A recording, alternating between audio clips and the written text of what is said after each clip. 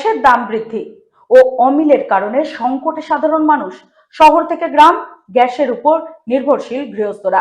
রান্নার গ্যাসের দাম বৃদ্ধি ও সরবরাহের অভাবের তাড়নায় সমস্যায় সাধারণ মানুষ। গ্যাসের দাম বৃদ্ধি এবং অমিলের কারণে সাধারণ মানুষের জীবনযাত্রা ব্যাহত হচ্ছে। শহর থেকে গ্রামাঞ্চল পর্যন্ত অধিকাংশ বাড়িতে গ্যাসের উপর নির্ভরশীলতা বেড়েছে, কিন্তু গ্যাসের দাম বৃদ্ধি এবং সরবরাহের সমস্যা তাদের সমস্যার কারণ হয়ে দাঁড়িয়েছে। বাইট সুবর্ণা সাহা। ইরান ও ইসরায়েলের মধ্যে চলমান সংঘাতের প্রভাব ভারতের গ্যাস ও পেট্রোলের দাম বৃদ্ধিতে পড়েছে। এর ফলে হোটেল, রেস্তোরাঁ এবং ছোট দোকানগুলিও সমস্যার সম্মুখীন হচ্ছে। গ্যাসের দাম বৃদ্ধির কারণে সাধারণ মানুষের রান্নার খরচ বেড়ে যাচ্ছে, যা তাদের অর্থনৈতিক অবস্থাকে আরও খারাপ করে দিচ্ছে। সরকারের তরফ থেকে গ্যাসের দাম নিয়ন্ত্রণের চেষ্টা করা হলেও বিভিন্ন কারণে তা সম্ভব হচ্ছে না। Bureau report, Rajdeep news network.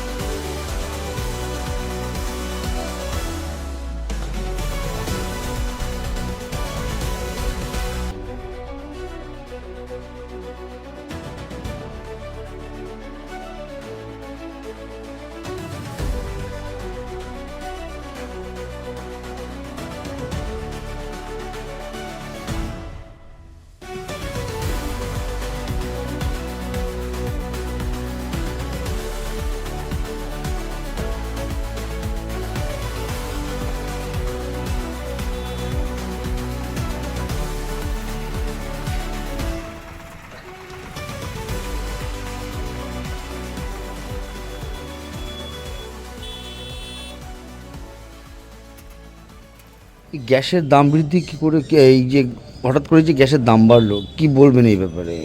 হঠাৎ করে গ্যাসের দাম বেড়ে গেছে, এটা আমাদের খুবই সমস্যা। গ্যাস ছাড়া আমাদের অন্য কোনো অপশান নেই। আর গ্যাস অফিসে ফোন করলে বলছে গ্যাস দিতে পারবে না, গ্যাস আসছে না। সবাই বলছে যে ইরানে যে যুদ্ধ লেগেছে তার জন্য নাকি গ্যাস আসছে না, কিন্তু সাধারণ মানুষ আমাদের তো খুব সমস্যায় পড়ে গেছে। আমাদের গ্যাস ছাড়া আমাদের কোনো অপশান নেই। গ্যাসে আমাদের সব কিছু করতে হয়, সবটাই গ্যাসে করতে হয়। গ্যাস যদি না পাই তাহলে সমস্যা তো হবে অবশ্যই। আচ্ছা, আপনারা কি চাইছেন? চাই যাতে সমস্যার সমাধান তাড়াতাড়ি হয়, আমরা যদি গ্যাসটা পাই। এই পরশুদিনই বুক করতে গেলাম, বললো এখন গ্যাস নেই, গ্যাসের গাড়ি নিয়ে চালাবো। আচ্ছা, আজকেও ফোন করেছিলেন? আজকেও ফোন করেছিলাম। হ্যাঁ। যে গ্যাস দিয়ে যায় তাকেও ফোন করেছিলাম, সে ফোন ধরেও না। তারপরে এই যে গ্যাসের দাম তো বেড়েছে শুনছি।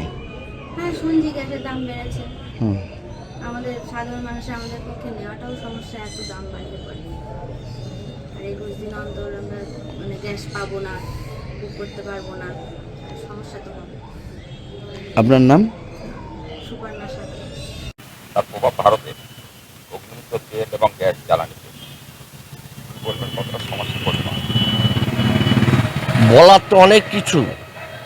আজকে ইরান ইসরায়েলের যুদ্ধ, তার প্রভাব যে ভারতবর্ষে পড়বে এটা অনেক আগেই জানা গিয়েছিল, কিন্তু সেটা ভারতবর্ষে ইতিমধ্যে জ্বালানির দাম, গ্যাস, পেট্রোল, ডিজেল, তারপরে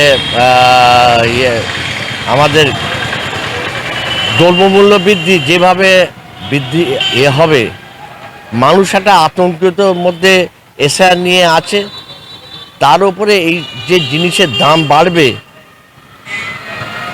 জ্বালানির এতে, মানুষ কিন্তু মৃত্যুর মুখে ঠেলে দিচ্ছে আজকে ভারতবর্ষের বিজেপি সরকার। আজকে আন্দোলন করা উচিত। এখানকার বিজেপির ভুঁইফোড়রা কিছুই করবে না, অমিত শাহ, নরেন্দ্র মোদী তারাও কিছু করবে না। সাধারণ মানুষ আজকে পথে নামতে হবে। যেভাবে জিনিসপত্রের দাম বাড়বে আগামী দিনে, মানুষের আতঙ্কিত হওয়ার মানুষকে মৃত্যুর মুখে ঠেলে দেওয়ার এই সরকারের যে চক্রান্ত, মানুষের বিরুদ্ধে রুখে দাঁড়াতে হবে, তাহলে বাঁচার কোনো আর আশা নেই। জ্বালানি অগ্নিমূল্য হলো, তারপরে এর প্রভাব জিনিসপত্রের দাম বাড়বে। একদম একদম জিনিসপত্রের দাম অবশ্যই বাড়বে। পেট্রোল, ডিজেল, গ্যাসের দাম বাড়া মানেই জিনিসপত্রের দাম বেড়ে যাবে। ওর ওপরেই তো সব কিছু। আজকে গ্যাসের দাম বাড়ছে, সংসারের অশান্তি ঝামেলা ঢুকিয়ে দিচ্ছে। পেট্রোল ডিজেলের দাম বাড়ছে, তার মানে গাড়ির দামও বেড়ে যাচ্ছে। আর গাড়ির দাম বেড়ে যাওয়া, রপ্তানি আমদানি, সেখানে তো জিনিসপত্রের দাম বাড়বেই। এ তো সাধারণ ব্যাপার। কিন্তু মানুষকে এগিয়ে আসতে হবে, প্রতিবাদ জানাতে হবে। সাধারণ মানুষের মাথা পড়বে। সাধারণ মানুষের প্রভাব তো পড়বেই, 100% পড়বে। প্রত্যেকটা জিনিসের দাম বেড়ে যাবে। হ্যাঁ, তো মানুষকে এর বিরুদ্ধে আন্দোলনে নামতে হবে। আন্দোলনে পথ দেখিয়েছে আমাদের মমতা ব্যানার্জি, পশ্চিমবঙ্গের মুখ্যমন্ত্রী।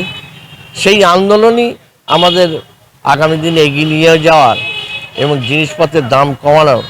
আন্দোলন ছাড়া কিছু হয় না। আমার নাম বঙ্কিম মুখার্জি।